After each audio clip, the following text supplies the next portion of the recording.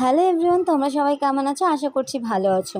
আর আমিও ভালো আছি। আজকের দিনটা আমার কাছে একটু অন্যরকম ছিল, বিকজ আমি সকাল থেকেই অনেক এক্সাইটেড ছিলাম।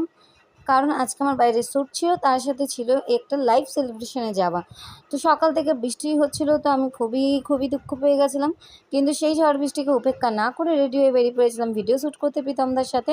বৃষ্টিতে ভিজে ভিডিও শ্যুটটা কমপ্লিট করার পরে চলে গেছিলাম একেবারে দিদিভাইয়ের বাড়ি। বৃষ্টিতে ভিজে গিয়েই দেখি দিদিভাই রেডি হচ্ছে, তো সেটাকে না দেখে চলে গেছিলাম সেলিব্রেশন লাইভের ঘরে।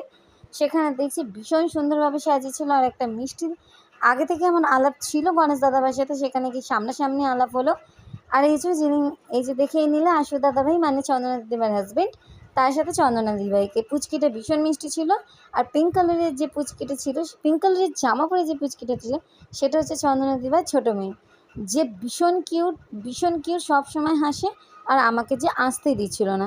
তারপরে লাইভ সেলিব্রেশনের শেষে দিদিভাই কেক কেটে সেলিব্রেশন করে নিয়েছিল।